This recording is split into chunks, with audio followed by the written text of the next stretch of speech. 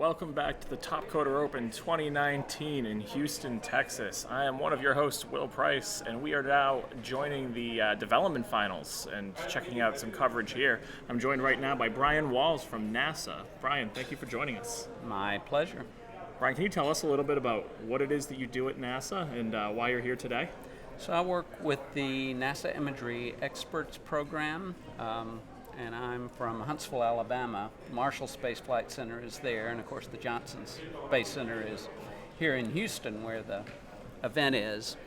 The work that I do is our group coordinates all the folks that create imagery across NASA, and that's people from human space flight, people from science, people that are flying missions, and we see imagery as very important in communicating what NASA does, because so often seeing the picture, seeing what's happening, really has an impact that it's hard to do just from words.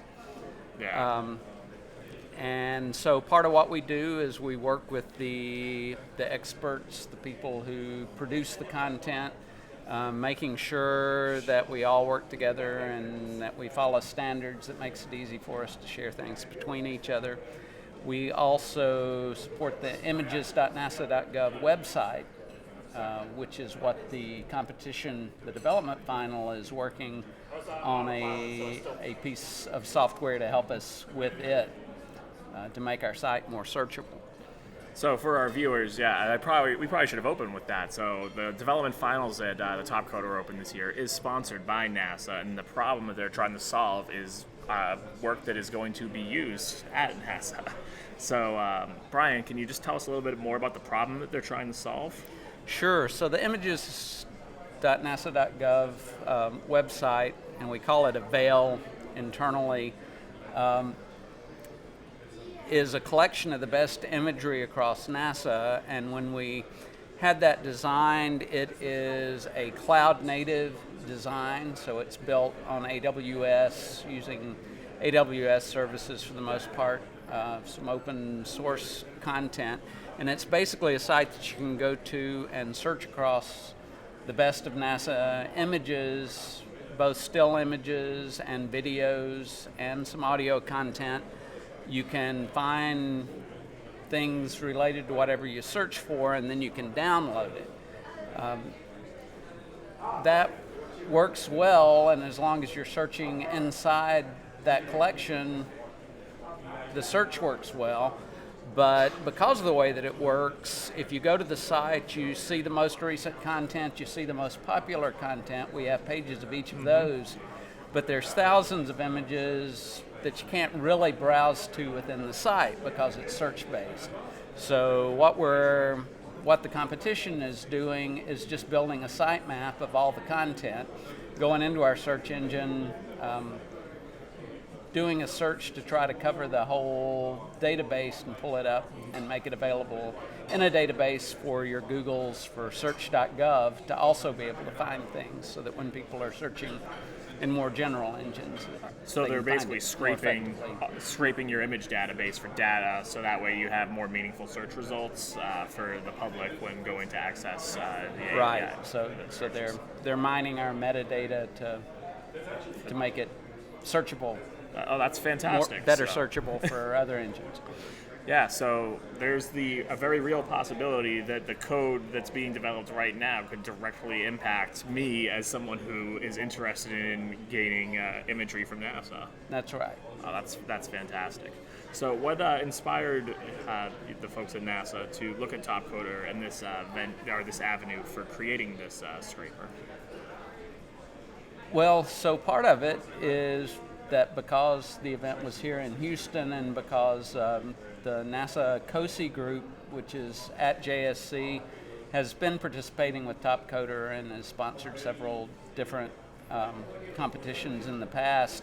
Because it was here and because they knew the competition was coming, they wanted to sponsor one, and so they reached out to some different folks within NASA saying, hey, do you have something that would be a good fit for a competition?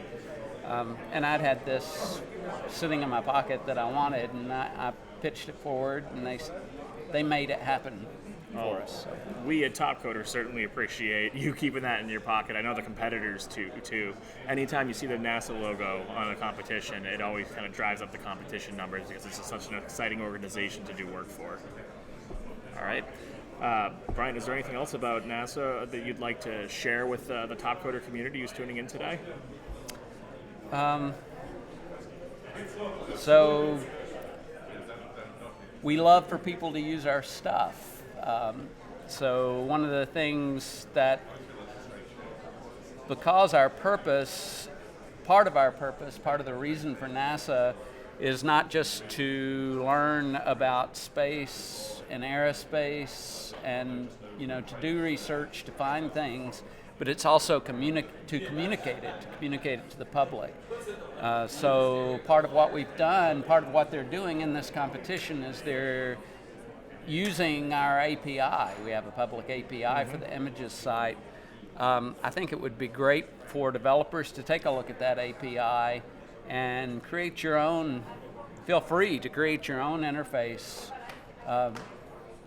Use it in new and creative ways we haven't even thought about, because there's lots of great imagery out there, and you have access to it through the API. So. Oh, that's fantastic advice. It's great practice for development competitions, and you can create something that's cool on top of useful. So if you do take that advice, by all means, please tweet at us. Tweet at Topcoder. I don't know if I can tell you to tweet at NASA, but I'm going to tell you to tweet at NASA too. If it's cool enough, I'm sure it'll get to the right place.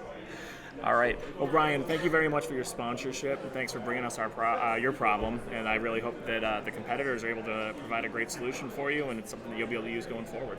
All right. And I'm enjoying being here. It's interesting to see how it works. All right. Phenomenal. We're thrilled to have you. All right, Brian Walls from NASA, thank you very much for joining us. We're going to take a quick break at the Topcoder Open, and we'll be back with more development finals coverage with Thomas Kernitsas and CyberJag.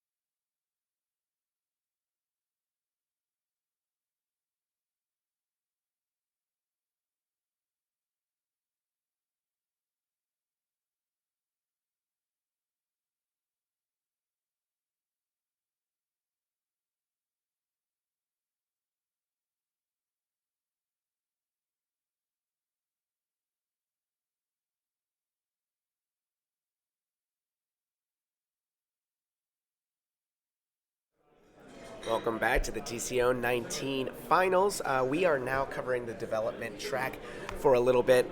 We were going to have Thomas on to help us explain where we were in the competition, but he is answering forum requests and making sure the competition is running smoothly. So unfortunately, he won't be able to join us. But I have my co-host here, Will Price, to kind of describe what they are working on and how some of the competitors are doing. We'll cover each competitor, tell them what their stories are, and then later on look at some screens. But for now, Will, take it away. All right, thank you, Nick. So let's open this up and talk a little bit about the problem that these competitors are trying to solve today. So this challenge, this development final, Nick, is sponsored by NASA. NASA has an incredible database of imagery, space imagery, things from space flight, from telescopes, things. Even the Mars rover? Yeah, everything. Everything. It all goes in the public record. Okay. Right? Because it's all taxpayer dollars, so they put it all in the public record. It's, we're paying for it, so we deserve access to it. There's a ton there, but they've been having some trouble getting good search results on the public-facing search site because not all the data is effectively tagged. So the development competitors this year are going through the full data set that is available in the image database. Yep. They're using the public API that NASA's created and exposed, and they are basically scraping through it to better tag and index all of this information so that way the updated database becomes available in the search engine and the public can more easily access the imagery. Intense. I know, it's cool. It is pretty cool, though. It's cool. Have you ever actually looked at the NASA image database? Have you? Yeah, actually I have. It's really cool. If you want to see really cool pictures of Saturn, you can just go in there and do Saturn. Just all these pictures come up, right. Coming from the Hubble, coming from the ground, coming from Voyager. It's super cool. So the database already contains certain tags to these photos. So if I typed in Saturn, it knows to grab Saturn imagery, but the API is limited right now from what I hear. It's the first 10,000 records they can pull, but what if there are 200,000 there's a lot of data in there, and it's not all tagged, right? It's not all accurately tagged, and the metadata, isn't necessarily up to date and indexed for this search engine. So the code that they're working on is kind of churning through everything, right? Analyzing what's there, identifying what's important, and then writing it to a new database that will help influence the search engine. So right now, the things that are most frequently viewed are always weighted to the top, but it kind of creates a cycle. Because it keeps being seen, so it keeps getting pushed to the top, so it keeps being seen more. And some of the other imagery that can be phenomenal may not be accessed right away. So that is what these competitors are doing right now. They're heads down working on that, and actually the competition has been extended by an hour. It has been due to the challenge that they're having. The challenge of the problem. They were granted a little more time. Right. Yeah. So let's take a look at these competitors and see who all is in here today. So. First up, we have Banerjee Saurish. He's from India. He has 104 challenges completed and 4 wins. Gives him a win percentage of 7%. And he's a first-time finalist, first time at the TCO. Yeah. Then a couple of folks I want to highlight on here, actually. Some faces and names we see pretty frequently, but also some favorites. So let's talk about Zhangli Wu. As a 2-time TCO finalist, but Zhangli Wu was very well positioned on the development leaderboards every single stage. So for those who aren't familiar, to qualify for TCO, we have 4 qualification stages. They run 3 months each, and you earn points for competing in that track during the period of time. Zhangli Wu was on the top of that leaderboard every single qualifying stage. So he earned his trip back in the first stage, and then just kept competing and kept winning throughout the rest. So, very consistent performance from Zhangli Wu. Now we also have, and I feel like I've been saying this a bunch over the days, is that we have a member that used to compete a lot and was a red-rated member, returned to Top Coder and has qualified this year for a TCO finalist spot. And that person's MiG29. He's from the United States of America and a 6-time TCO finalist. again, those TCOs from back in the day, I would say, let's see, we have 09, 11, 12, 13, and 14. So he's, again, like I mentioned, red rated, which means he is a good one. He's He at wins the a lot. right side of the bell curve Exactly. when it comes to the top coder community. So MiG-29 Could be a favorite. Oh, definitely a favorite.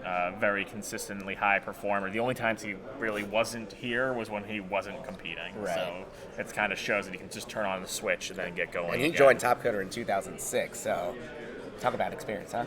Oh yeah, absolutely. Another good story is about Wenbin. So this is Wenbin's first time at the TCO finals. But Wenbin's been around for a long time. He has He's doing been good around. work for a long time. So I mean, Wenbin's been at this for over 10 years on Top Coder, and now finally has made it to his first TCO. Well, congratulations to him. You know Serivoke, don't you? We've seen him before. Yeah, we've seen him before a couple times. Serivoke has a great background in mobile development. So Serivoke did really, really well in our Swifttoberfest competitions at the launch of Swift, and continued to just be a dominant iOS developer. It's going to be interesting to see how he handles this kind of problem that isn't mobile focused. But he certainly got the chops to figure it out and jump into another technology. We talked about Nightwolf earlier. He was in the first to finish competition, and we saw his girlfriend Julia competing in The QA competition. That's right. Yes, so Nightwolf is here every year. It seems like, he's a four-time finalist. Those have been the past 4 years. Nightwolf 16, basically, 17, 18, and this year. Yeah, so since Nightwolf started in on the development track, he's been consistently near the top. Anyone who does projects with Top Coder and has code written on Top Coder probably knows the name, because he's frequently near the top of the leaderboards and performing well on the scorecards. That brings us over to Knee85. Knee comes from Vietnam. He joined in 2010 and actually attended TCO 16 and 17. Was unable to attend TCO 18. I guess he didn't make it. He is a competitor. He likes to fight. He has 1,050 challenges completed this year. That is just this year alone. This Wow. year alone, yes. And So 57 he took the wins. volume approach. He did. He was like, maybe... The scatter shot. But I guess he really wanted to make the trip, so he just went in after anything he could. Exactly. One of the things that's probably worth noting, you have a couple metrics here as well, though, Nick. So he may have registered in 1,050 challenges. Yeah. He only actually submitted to 7 of them. He signed up for everything. Right. And didn't always submit, but I think he just wanted to make sure he had notifications coming in. He was ready to go. Right. So as soon as he saw an opportunity to get a win, I think he dove in, because of those that he submitted to, he won almost all of them. So yeah, he submitted to only about 7.73%. I say about, and then I have 2 Right. decimals of precision. Well, you got to think, I mean, a lot of these members kind of do this on either the side, they might have a full-time job. So to get those notifications and think, hey, I have some free time, this looks like something I can accomplish, get in there and go for it. So again, like you mentioned, that might have been his approach. Yeah, absolutely. So those are our TCO19. Actually, sorry, we missed Paolo. Paolo from Italy. Paolo was also here in 17 and 18. TCO 17, TCO 18. He's competed in 155 challenges and has 17 wins. All right. Well, there's some very interesting stuff going on right now with these developers. Unfortunately, Nick and I are probably not the ones to tell you what's going on, and if you're watching this, you're probably better equipped than we are to analyze what's happening. So Nick and I are going to be signing off for now, but we're going to keep the stream going. We're going to have live look-ins on all of our development finalists, and we will be back with coverage later on of the Shell GameChanger Hackathon.